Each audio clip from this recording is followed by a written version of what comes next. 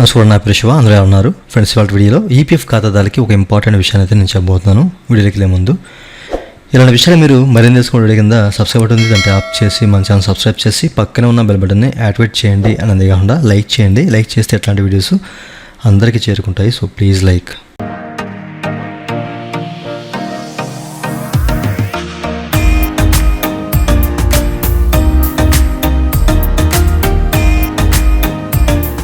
ఇక టాపిక్లోకి వెళ్ళే ముందు ఈపీఎఫ్ సంబంధించిన ఎట్లాంటి క్వరీ ఉన్న అట్లాంటి సర్వీస్ కావాలని అయితే కాంటాక్ట్ అవ్వచ్చు అండి. నా వాట్సాప్ నెంబరు వీడియో కింద మీకు డిస్క్రిప్షన్లో ప్రొవైడ్ చేశాను.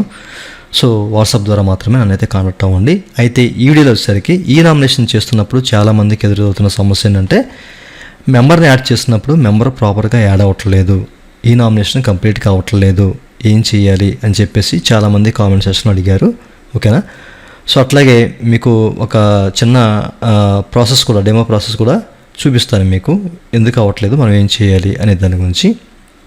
ఓకే, ముఖ్యంగా మీరు ఇక్కడ చూడొచ్చండి, నేను వీడియో రికార్డ్ చేశాను అనమాట. ఓకేనా? సో ఈ వీడియోలో వచ్చేసరికి ఇక్కడ నేను మీకు తెలిసే ఉంటుంది ఈ నామినేషన్ అట్లా చేయాలి అని చెప్పేసి. ఓకేనా? ఫ్యామిలీ ఉంటే ఎస్ అని చెప్పేసి, లేకపోతే నో అని చెప్పేసి మనం సెలెక్ట్ చేసుకున్న తర్వాత మనకి ఇట్లా ఒక రో ఓపెన్ అవుతుంది అనమాట.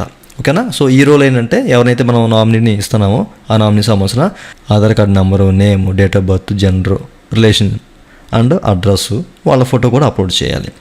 ఓకే, అయితే ఆధార్ డేటాబేస్ ప్రకారమే ఇవ్వాలి. ఎవరైతే నామినీ ఉన్నారో ఆ నామినీ సంబంధించిన డీటెయిల్స్ అనేవి మనం ప్రాపర్గా ఇవ్వాలి. అట్లయితేనే తీసుకుంటుంది, లేకపోతే తీసుకోదు. ఓకే, ఇచ్చేసిన తర్వాత మీరు ఇక్కడ చూడొచ్చండి. ఆ తర్వాత మనం ఏం చేస్తామంటే సేవ్ ఫ్యామిలీ డీటెయిల్స్ అని చెప్పేసి క్లిక్ చేస్తాం. ఓకేనా? క్లిక్ చేసినప్పుడు డీటెయిల్స్ అనేవి సేవ్ అయిపోతాయి. ఇంతకుముందు చూశారు కదా, సేవ్ అయిపోయి అప్పుడు మనకి ఏంటంటే ఈపీఎఫ్ నామినేషన్ అని చెప్పేసి ఇట్లా వస్తుంది. ఓకేనా? ఇక్కడ మనం ఏం చేయాలి, వీళ్ళకి షేర్ ఇవ్వాలన్నమాట. ఓకే, సో ఇక్కడ మనం 50%, 100% ఇవ్వాలి. సో 100% ఇక్కడ మనం ఎంటర్ చేసుకొని ఇక్కడ సేవ్ నామినేషన్ క్లిక్ చేయాలన్నమాట. ఓకేనా? సో క్లిక్ చేసినప్పుడు ఏమవుద్ది, ఇదేంటంటే మీరు ఇక్కడ చెక్ చేసుకోవచ్చు. సో ఇక్కడ మనకి నామినేషన్ హిస్టరీలోకి వెళ్ళిపోతుంది అనమాట. ఎప్పుడైతే మనం సేవ్ చేస్తామో ఆ సేవ్ చేసింది ఈ నామినేషన్ హిస్టరీలోకి వచ్చేస్తుంది. ఓకే, ఇదంతా మనకి ఈ రో అంతా కనిపిస్తుంది అనమాట. ఇంకా అయితే ఇక్కడ జస్ట్ సేవ్ నామినేషన్ అని చెప్పి క్లిక్ చేసినప్పుడు మరలా వేరే రో అనేది ఇక్కడ చూపిస్తుంది అనమాట. ఇదేంటంటే ఈపీఎస్ నామినేషన్. అయితే ఈపీఎస్ నామినేషన్ కూడా అడుగుతుంది అనమాట. ఓకేనా? చాలామందికి ఇదే ఇష్యూ అండి. ఓకే, అక్కడ ఈపీఎఫ్ నామినేషన్ ఇచ్చేసి సేవ్ ఈపీఎఫ్ నామినేషన్ అని క్లిక్ చేసినప్పుడు అది నామినేషన్ హిస్టరీలోకి వెళ్ళిపోవాలి. ఏదైతే సేవ్ అయిందో ఆ నామినేషన్ హిస్టరీలోకి వెళ్ళిపోవాలి. అంటే అట్ అ టైం మనకి ఏంటంటే ఈపీఎస్ నామినేషన్ ఒకేసారి అయిపోతుంది అనమాట.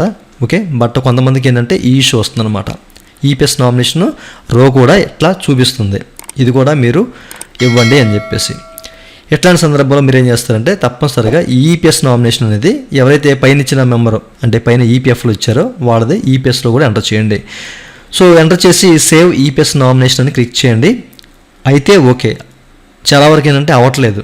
ఎందుకంటే ఏదో సమ్ ఆధార్లో ఇష్యూ చూపిస్తుంది అనమాట. ఎక్కువ ఎవరికైతే 50 నుంచి 58 సంవత్సరాల వయసు మధ్య ఉంటుందో ఆ పై వాళ్ళు కూడాను అట్లాంటి వాళ్ళని ఎంటర్ చేసినప్పుడు ఈ ఇష్యూ వస్తుంది. ఎక్కువ నేను నోట్ చేసింది ఏంటంటే ఎక్కువ 50 సంవత్సరాల వయసు పైబడిన వాళ్ళని ఎంటర్ చేసినప్పుడు అట్లాంటి ఇష్యూ అనేది వస్తూ ఉందన్నమాట. అట్లాంటప్పుడు మీరు ఈపీఎఫ్లో వేరే మెంబర్ది ఇచ్చారు కదా, సో ఈపీఎఫ్లో వేరే నెంబర్ది ఇచ్చారు అండ్ ఈపీఎస్లో వచ్చేసరికి వేరే మీ మదర్ది కానివ్వండి, లేకపోతే మీ బ్రదర్ది కానివ్వండి, సిస్టర్ కానివ్వండి. ఓకేనా? సో ఎవరిదైనా ఇచ్చుకోవచ్చు. సెకండ్ ఆప్షన్గా వేరే వాళ్ళది ఇచ్చుకోండి. ఓకేనా? సో ఈపీఎఫ్లో మీ ఫాదర్ది ఇచ్చారనుకోండి, ఈపీఎస్లో మీ మదర్ది, లేకపోతే మీ సిస్టర్ది, లేకపోతే మీ బ్రదర్ది అట్లా ఎంటర్ చేసి సేవ్ ఈపీఎస్ నామినేషన్ క్లిక్ చేయండి. అప్పుడు కంపల్సరీగా ఏంటంటే ఇవి మీకు ఈ యొక్క నామినీ హిస్టరీలోకి వచ్చేస్తాయి అనమాట. ఓకేనా? వచ్చిన తర్వాత మనం ఈ సైన్ చేయాలి. సో చాలామంది తెలిసే ఉంటుంది ఈ సైన్ అట్లా చేయాలని చెప్పేసి.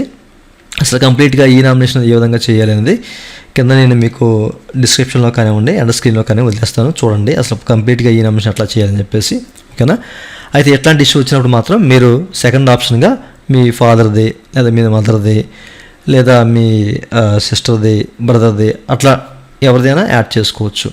ఓకేనా? సో అట్లా యాడ్ చేసినప్పుడు ఏమవుద్ది మీరు ఇక్కడ చూడొచ్చు. ఫర్ ఎగ్జాంపుల్ చూపిస్తున్నాను మీకు. పార్ట్ ఏలో ఈపీఎఫ్లో వేరే వాళ్ళది ఉంటుంది. ఓకేనా? పార్ట్ బి ఈపీఎస్లో వేరే వాళ్ళది ఉంటుంది అనమాట. అక్కడ వేరే నామినీ, ఇక్కడ వేరే నామినీ. అంటే పార్టీలో వచ్చరికి ఈపీఎఫ్ అంటే పీఎఫ్ సంబంధించిన అమౌంట్ ఏదైతే ఉందో ఎంప్లాయ్ షేరు వాళ్ళకి 100% వెళ్ళిపోతుంది. పార్ట్ బిలో ఈపీఎస్ పెన్షన్ అనేది వీళ్ళకి వస్తుంది అనమాట. సో అట్లా కూడా మనం ఇచ్చుకోవచ్చు, నో ప్రాబ్లం. ఎట్లాంటి ఇష్యూ వచ్చినప్పుడు వేరే పర్సన్ మీరు కంపల్సరీ ఇచ్చుకోవచ్చు. ఓకే, చూసారు కదండి. సో చాలామందికి ఇష్యూ వస్తుంది అన్న ఉద్దేశంతో నేను చెప్తున్నాను. ఓకేనా. సో ఇష్యూ వచ్చినప్పుడు మాత్రమే సెకండ్గా మీరు వేరే మెంబర్ది అంటే వేరే నామినీని, ఇద్దరు నామినీస్ని ఇక్కడ ఎంటర్ చేసుకోవచ్చు, నో ఇష్యూ. లేదా మీకు ఇష్యూ రాకపోతే కనుక డైరెక్ట్గా మీకు ఏదైతే సేవ్ అయిందో నామినేషన్లో అక్కడ నుంచి ఈ సైన్ చేసుకోవచ్చు. ఇదండి వాళ్ళ వీడియో. ఈ వీడియో మీరు హెల్ప్ కింద లైవ్ అనేది లైక్ చేసి మనం సపోర్ట్ చేయండి. అలాగే 2 నిమిషాలు మీరు బంద్ తీసుకుంటే కింద సబ్స్క్రైబ్ ఉంటుంది, దాన్ని ట్యాప్ చేసి బంద్ సబ్స్క్రైబ్ చేసి పక్కన పెట్టుకోవచ్చు. Thank you for watching. జై హింద్.